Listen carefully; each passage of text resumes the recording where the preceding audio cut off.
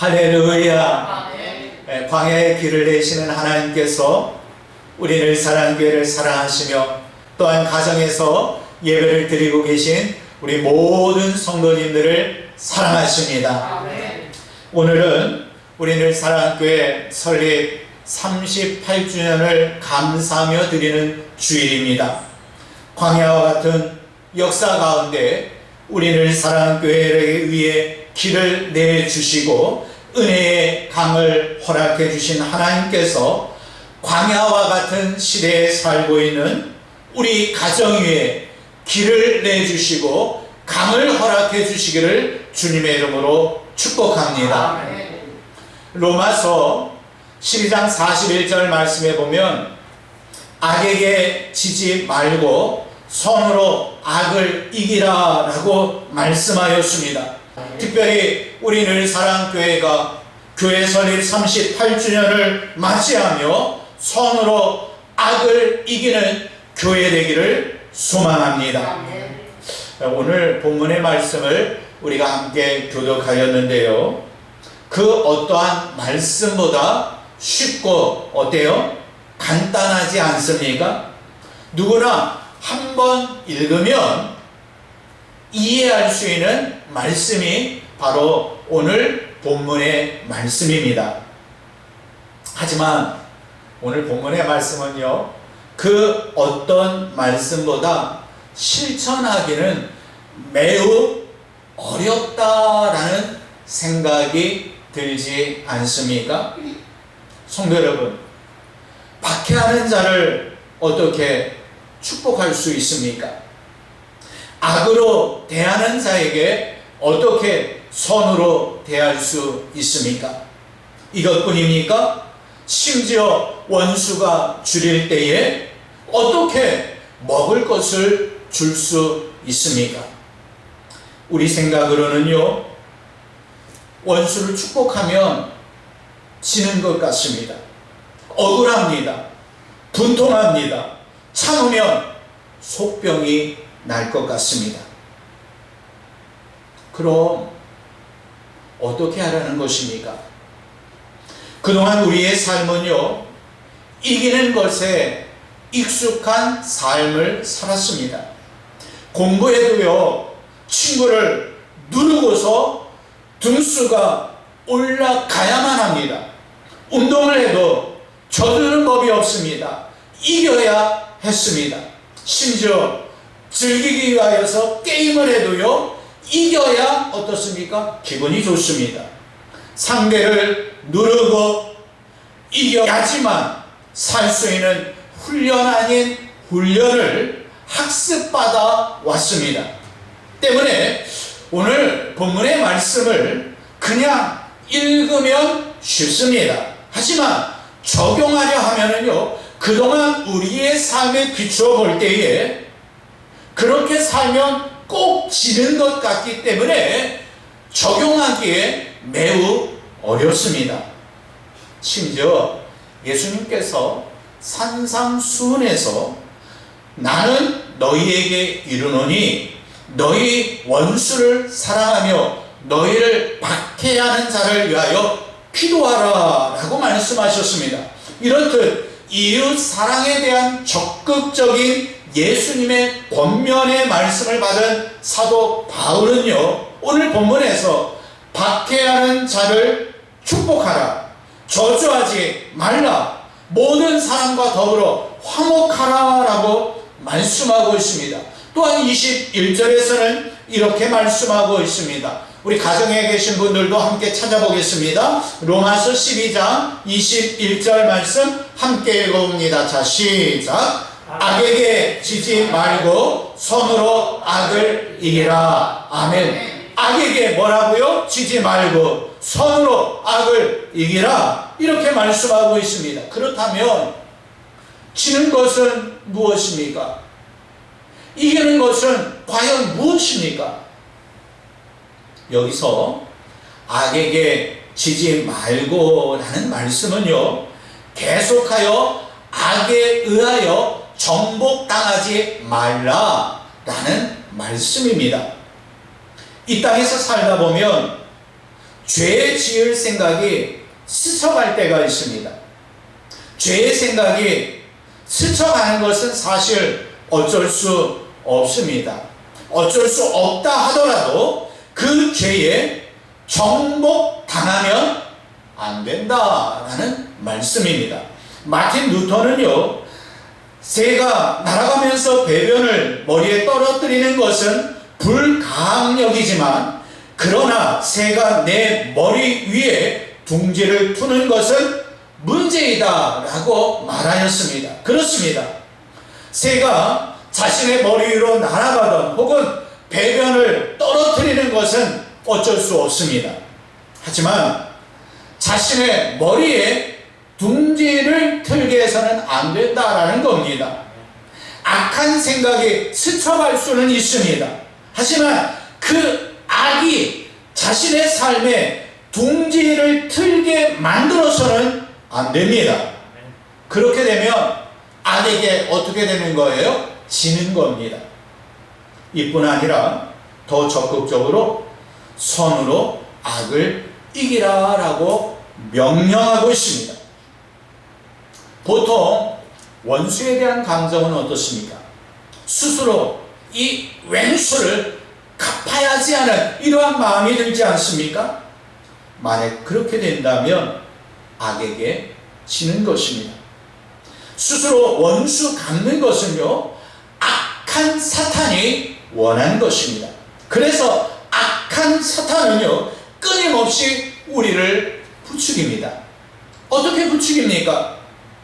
어떻게 그렇게 당하면서만 살 수 있느냐라고 부추깁니다. 억울하지도 않느냐라고 부추깁니다. 당한 그대로 갚아주는 것은 죄가 아니다라고 부추깁니다. 그동안 악한 사탄이 우리를 이렇게 부추길 때에 우리는 어떻게 했습니까? 오늘 본문은 단순히 악을 피하고 행하지 않는 것만을 말씀하고 있지 않습니다. 악한 사탄이 부추길 때에 적극적으로 선으로 악을 이겨야 한다라는 말씀입니다. 사도 바울은 로마서 12장 2절 말씀에서 너희는 이 세대를 본받지 말고 오직 마음을 새롭게 함으로 변화를 받아 하나님의 선하시고 기뻐하시고 온전하신 뜻이 무엇인지 분별하도록 하라 라고 말씀했습니다. 사실 이 세대는 어떻습니까? 매번 우리에게 싸워야 하느니라 말합니다. 그러면서 이겨야 한다 말을 합니다. 돈이 되었던 인기가 되었던 명예가 되었던 쟁취해야 한다라고 우리에게 속삭입니다. 나의 유익을 위해서라면 수단과 방법을 가리지 말고 취해야 이겨야 한다라고 말을 합니다. 과연 이런 시대의 흐름을 본받아야 합니까? 성도 여러분, 우리는 하나님께서 제시하시는 방법을 찾아야 할 줄로 믿습니다. 세상 사람들이 다 옳다 해도 하나님께서 기뻐하시지 아니하신다면 그것은 옳은 것이 아닙니다. 우리는 성경을 통해 하나님의 뜻을 깨닫고 구별된 삶을 살아야 합니다.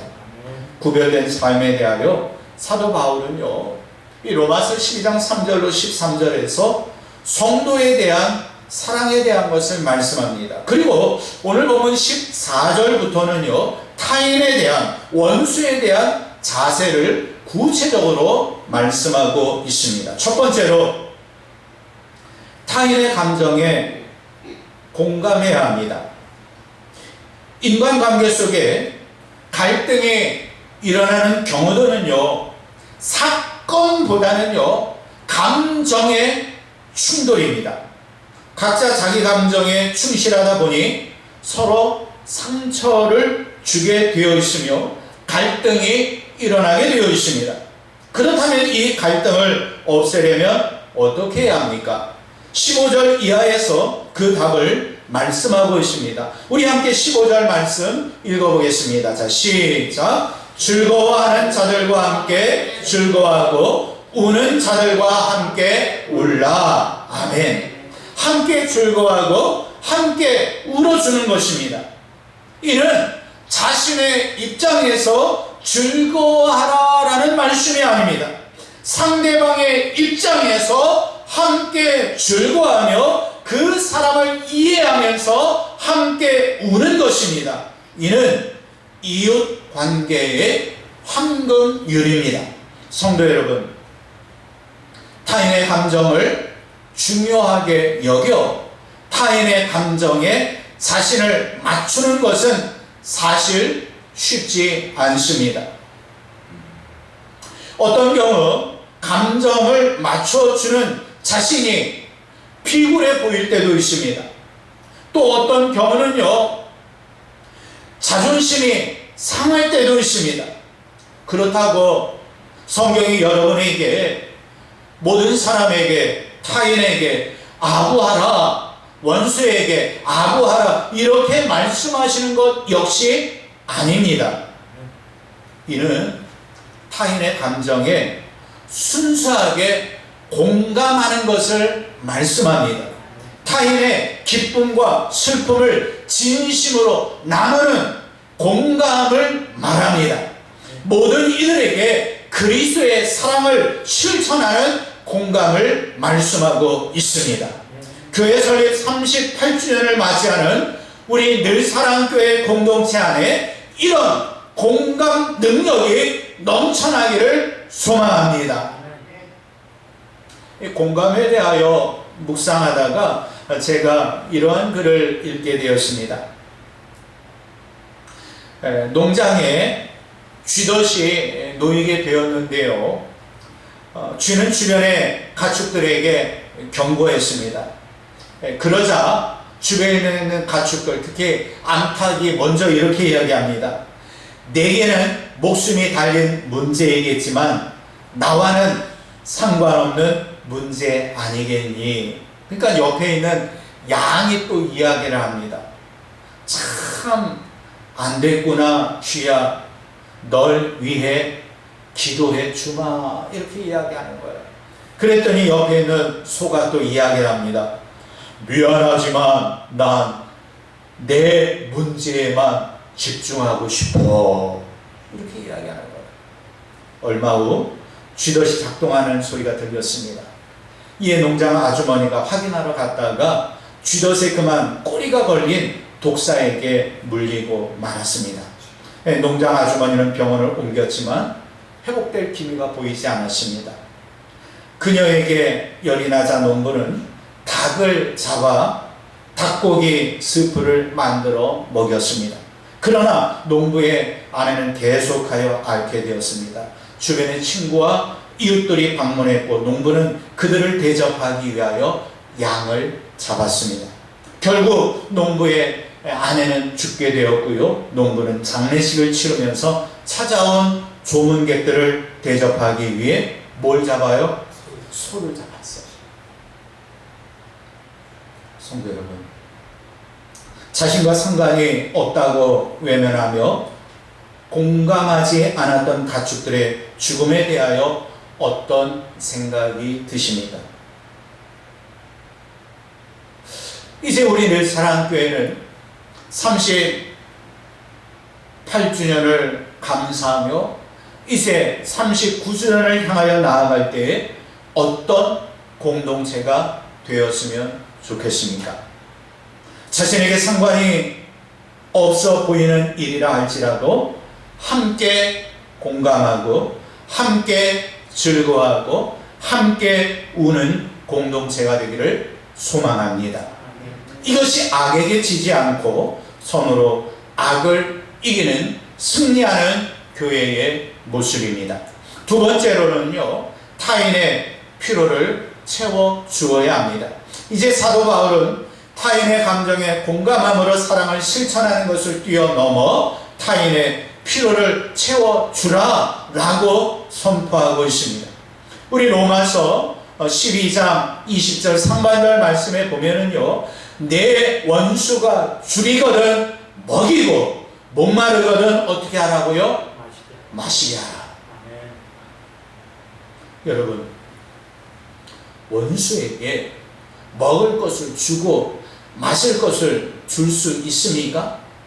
이 또한 지금까지의 삶의 방식을 벗어나야지만 행할 수 있는 말씀입니다. 막강한 힘으로 우리를 괴롭히던 원수의 상황이 바뀌었을 때에 어떻게 해야 합니까? 원수가 인적, 물적 자원을 다 잃어버렸어요. 원수가 이제 아무것도 취하고 있지 않아요. 심지어 먹을 음식도 없어요. 마실 물도 없어요. 이때에 어떻게 하라는 것입니까? 대부분요, 이렇게 되면은요, 아니, 쌤통이다. 그가 잘못했기 때문에 그렇게 고생을 치른다. 혹은 심지어 뭐라고 얘기해요? 계속 그렇게 되기를 소망하기까지 합니다. 하지만 성경은 먹을 것과 마실 것을 주라고 말씀합니다. 성도 여러분, 우리가 가지고 있는 물질 어떻게 모은 것입니까? 먹을 것 안 먹고 입을 것 안 사 입으며 심지어 구두쇠 노릇하며 모은 물질 아닙니까? 때문에 사랑하는 사람을 위해서라면 한번 생각해보고 그렇게 할 수 있습니다. 하지만 뭐라고요? 원수에게 먹을 것을 사주라고 합니다. 마실 것을 사주라고 합니다. 하나님의 원리가 너무 심한 것 아닙니까? 하지만 성경은 분명하게 말씀하고 있습니다. 우리가 실천해야 할 원수 사랑을 말씀하고 있습니다. 로마서 12장 20절 하반절 말씀에 보면 그리함으로 라는 말씀이 나옵니다. 내가 숯불을 그 머리에 쌓아 놓으리라. 성도 여러분, 이것을 행하면, 먹을 것을 주고 마실 것을 주면 그가 해결할 수 있는 삶을 베풀면 그의 머리에 불타는 숯불을 쌓아 놓는 것이다 라고 말씀하고 있습니다. 이는 상징적 표현입니다. 그렇다고 이 말씀을 그에게 아주 큰 고통을 가하는 것으로 이해해서는 안 됩니다. 그렇게 이해하면은요, 이 문맥상 어울리지 않습니다. 때문에 이 표현은요, 그에게 선을 베풀면 그가 원수같이 악하게 되지만 공감하고 선을 베풀면, 먹을 것을 주고 마실 것을 주면 자기 악에 대하여 아주 큰 부끄러움을 느껴 회개하게 된다라는 의미의 말씀입니다. 이렇듯 원수를 선대하는 행위 또한 자신의 감정을 철저히 다스리는 행위입니다. 오직 하나님의 말씀에 전적으로 순종하는 성도만이 취할 수 있는 태도입니다. 여기서 원수까지도 사랑한다라는 것은 무엇을 의미합니까? 바로 세상의 모든 사람을 사랑할 수 있게 된다라는 말씀입니다. 누가복음 6장 35절 말씀에 보면 오직 너희는 원수를 사랑하고 선대하며 아무것도 바라지 말고 꾸어주라. 그리하면 너희 상이 클 것이요 또 지극히 높으신 이의 아들이 되리니 그는 은혜를 모르는 자와 악한 자에게도 인자하시니라. 아멘. 성도 여러분, 타인의 필요를 채워주는 것이 어떤 면에서는 지는 것 같습니다. 하지만 이는 선으로 악을 이기는 것입니다. 이것이 진정한 믿음의 승리입니다. 마지막 세 번째로 타인을 주님의 사랑으로 사랑해야 합니다. 성도 여러분, 다시 한번 생각해 보시기를 바랍니다. 타인의 감정에, 원수의 감정에 공감하고요, 심지어 원수의 필요를 채워주는 것 가능합니까? 우리가 이해하는 것, 이 말씀을 이게 뭐 말씀하시는지 이해하는 것은 쉽습니다. 그러나 삶에 적용하기에 쉽습니까? 이 사랑의 계명은요, 사실 인간의 본성으로는 도저히 순종할 수 없는 명령입니다.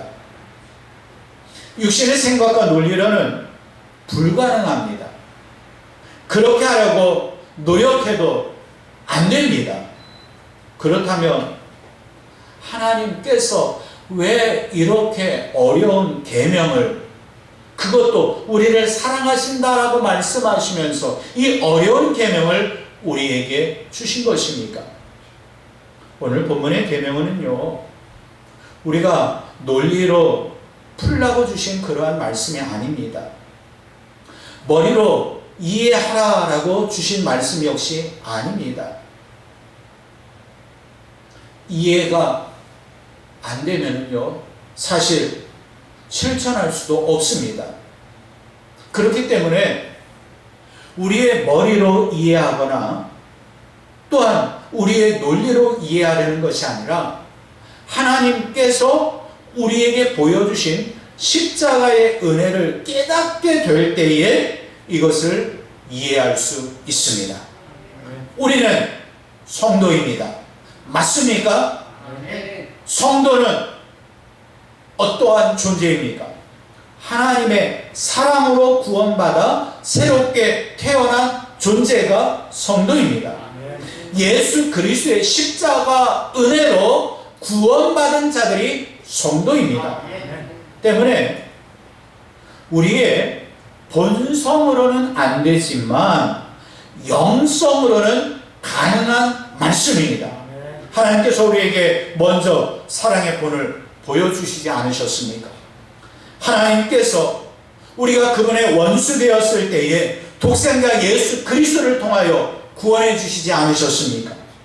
예수 그리스도께서 십자가에서 죽으심으로 우리를 사망에서 생명으로 옮겨주시지 않으셨습니까? 로마서 5장 10절 말씀에 보면 곧 우리가 원수 되었을 때 그의 아들이 죽으심으로 말미암아 하나님과 화목하게 되었은즉 화목하게 된 자로서는 더욱 그의 살아나심으로 말미암아 구원을 받을 것이니라. 그렇습니다. 죄로 가득한 육신의 힘으로 말씀을 따르라라는 그러한 말씀이 아닙니다. 하나님의 은혜로 구원함을 입은 하나님의 친백성이 된 존재로 하나님 나라 친백성답게 순종하라라는 말씀입니다. 예수님께서 요한복음 15장 12절에서 내 계명은 곧 내가 너희를 사랑한 것 같이 너희도 서로 사랑하라 하는 이것이니라. 내가 너희를 사랑한 것 같이, 이 말씀은 무엇입니까? 내가 너희를 사랑한 것을 깨달으라, 느끼라, 경험하라, 누리라. 할렐루야. 이것을 깨닫지 못하면요, 하나님께서 나를 사랑하신다라는 것을 경험하지 못하면요, 절대 원수를 사랑할 수 없습니다. 먼저 하나님께서 나를 위하여 독생자 예수 그리스도를 보내주셨다라는 것이 믿어질 때에, 그 크신 은혜가 느껴질 때에 원수를 사랑할 수 있습니다. 아멘. 성도 여러분, 물론 우리가 구원함을 받았고 성령으로 거듭났다고 하여 원수를 쉽게 사랑할 수 있는 것은 아닙니다. 그래서 우리는 매 순간 필요를 통하여 성령 하나님을 의지해야 할 줄로 믿습니다. 하나님의 말씀으로 자신을 쳐서 복종하는 거예요. 그래서 우리는 날마다 말씀을 정독하면서 주여 말씀하여 주시옵소서, 주여 주의 뜻이 어디 있습니까? 묻는 것 아니에요. 이제 교회 설립 38주년을 맞이하는 우리 늘사랑교회 성도들은요, 손으로 악을 이기는 데까지 나아가야 할 줄로 믿습니다. 이제 하나님께서 내게 베푸신 그 은혜를 기억하면서 악을 악으로 갚지 맙시다. 악한 사탄의 부추김에 흔들리지 맙시다. 악에게 지지 말고 손으로 악을 이깁시다. 손으로 악을 이겨 하나님을 기쁘시게 드립시다. 손으로 악을 이겨 하나님께 영광을 올려드립시다.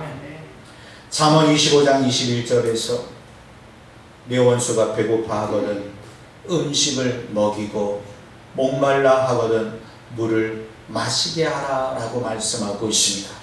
사랑하는 성도 여러분, 이제 우리는 2021년 교회 설립 39주년을 향하여 열심히 달려갈 것입니다. 어떤 교회가 되기를 원하십니까? 아니, 하나님께서 우리를 사랑하셔서 독생자 예수 그리스도를 이 땅에 보내주신 하나님께서 원하시는 늘사랑교회는 어떤 교회입니까? 함께 즐거워하고 함께 우는 공감 능력이 풍성한 교회인 줄로 믿습니다. 타인의 필요를 채워주기 위해 자신을 희생하는 교회인 줄로 믿습니다. 그로 인해 진정 손으로 악을 이기며 부흥하는 교회, 변화하는 가정, 기적을 체험하는 모든 성도님들이 되시기를 주님의 이름으로 축복합니다.